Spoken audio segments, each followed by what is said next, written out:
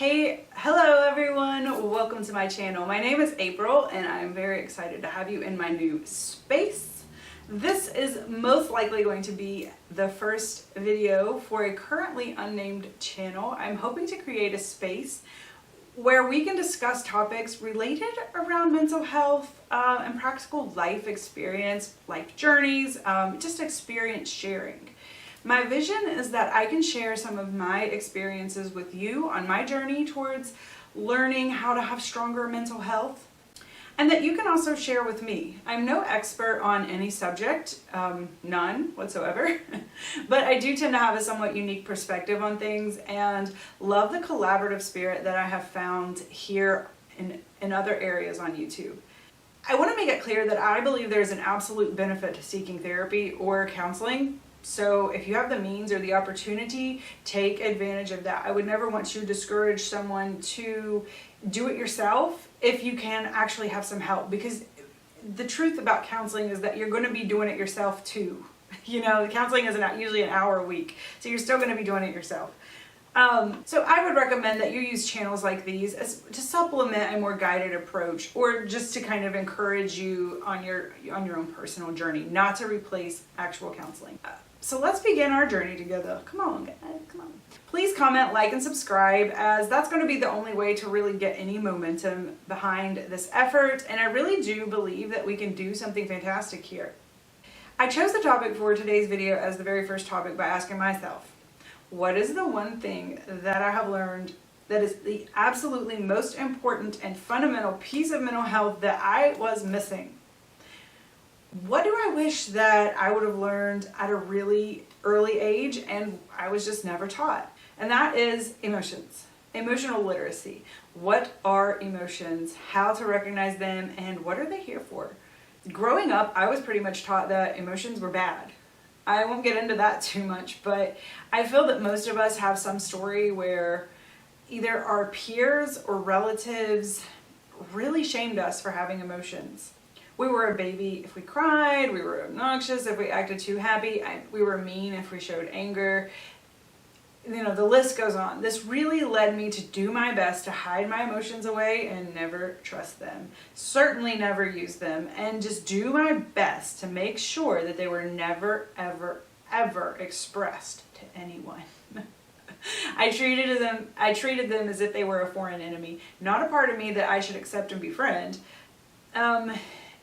I did not understand that our emotions are literally trying to help us. They are part of our body system. They're part of there for a reason.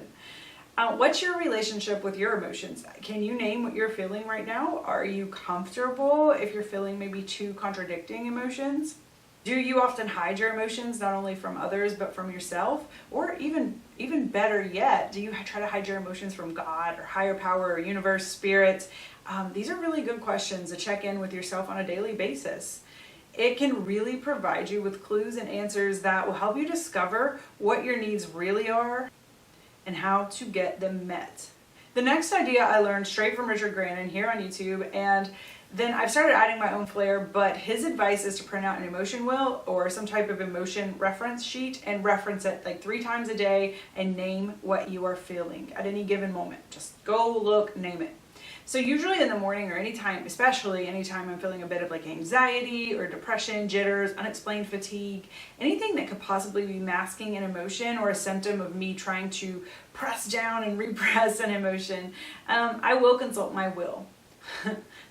Consult my will, that's funny. That makes me feel like kind of like a psychic hotline or something. I will consult my will.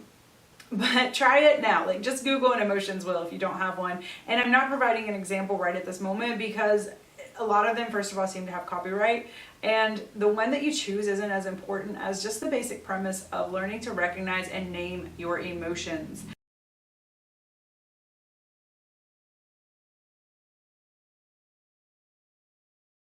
Get into further detail on later, so stay tuned if you would like to dive deeper into the profound revelations that can be found in an emotion wheel. And it is insane. So like, don't just take it at face value now and look at it, but I really want to dig deep into this because they are just absolutely a wealth of information if you start kind of digging in.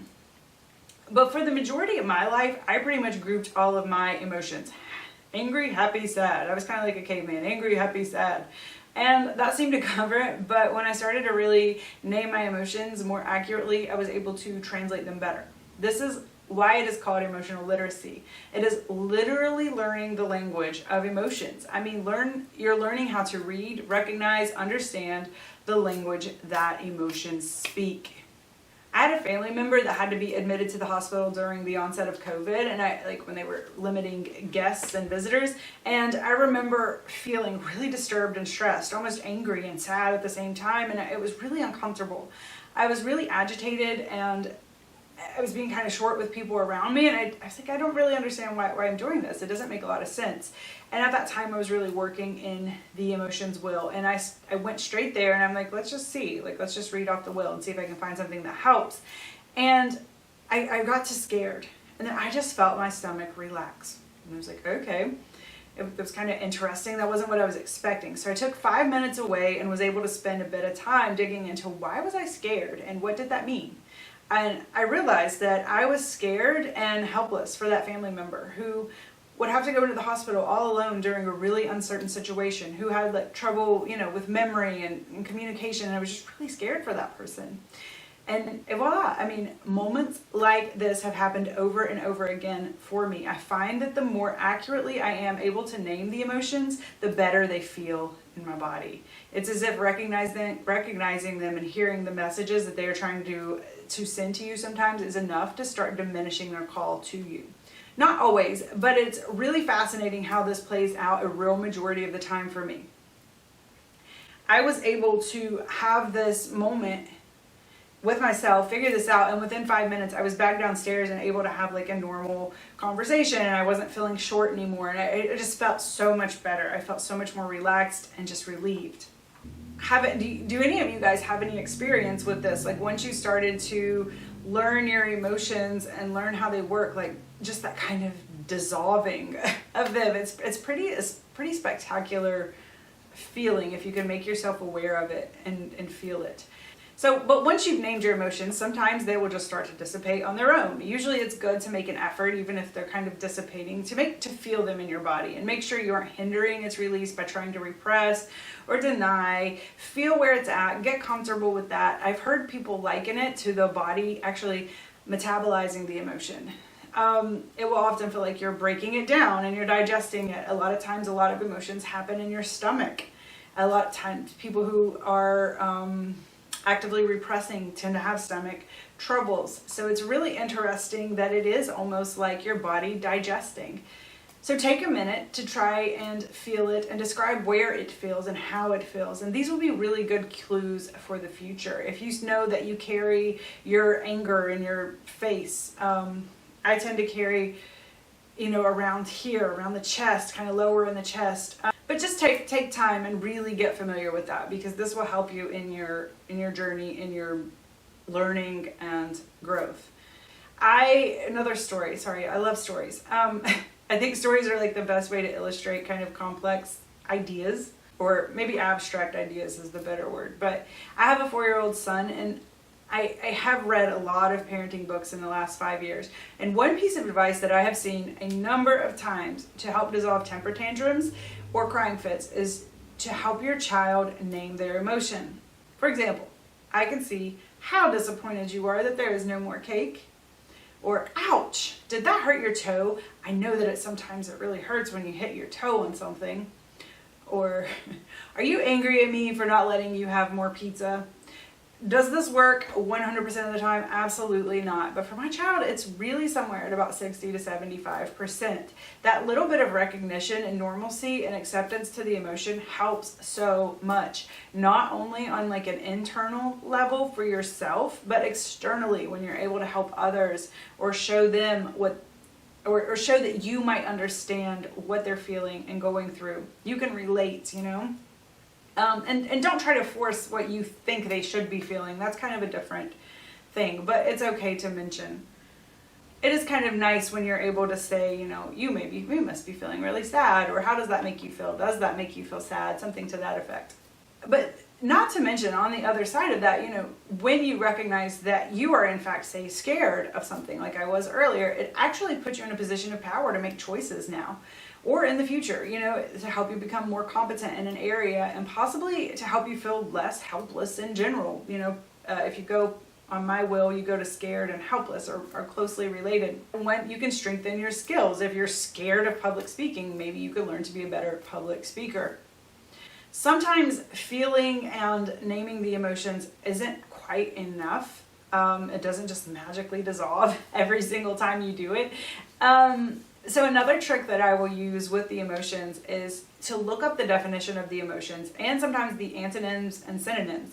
I feel like doing this gives you a really, really rich picture of the emotions, but it can also help you challenge it if necessary. So it really helps you define it. It really helps you figure out why you're feeling a certain emotion if that's what you in fact need.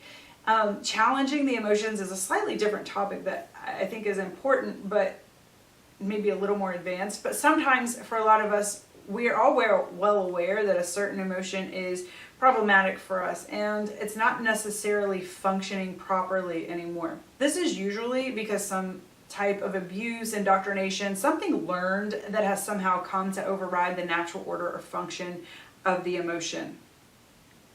Guilt is a really good common example of this. Guilt is an emotion that people can plant in us by shaming us for things that really aren't wrong. They're just different than what they would like for us to do or think or behave. The definition of guilt, and I'll have to pop up where I got this from here because I'm not sure, but it's the fact of having committed a specified or implied offense or crime. A synonym is culpability, responsibility for a fault, a wrong, or a blame, wrongdoing, illegal or dishonest. So everything's just wrong, wrong, wrong. You know, that's guilt. Guilt is when you do something wrong. How many of us are made to feel guilty over things that aren't wrong? How many of us were made to feel guilty over changing your normal holiday plans this year? You know, I was working through this, and I really had to work through this by looking at guilt and who was putting it on me and seeing it for what it was. And it's culpability, responsible for a wrong or illegal or dishonest behavior. And I realized I wasn't doing anything wrong. I was literally just trying to feel my way through this new set of circumstances and do my best. And I was made to feel guilty by doing what I believe was the most honest path for everyone in my whole family, not just from one group, you know. And I truly believe that I was doing what was best for everyone involved. Like, I believed that. And this is an instance where I needed to feel my guilt and accept that that was exactly what I was feeling. But I also needed to disagree with it and accept that certain people in my life like to weaponize guilt and encourage others to feel guilt by playing the victim or some other form of manipulation. And I know that you know some people like this.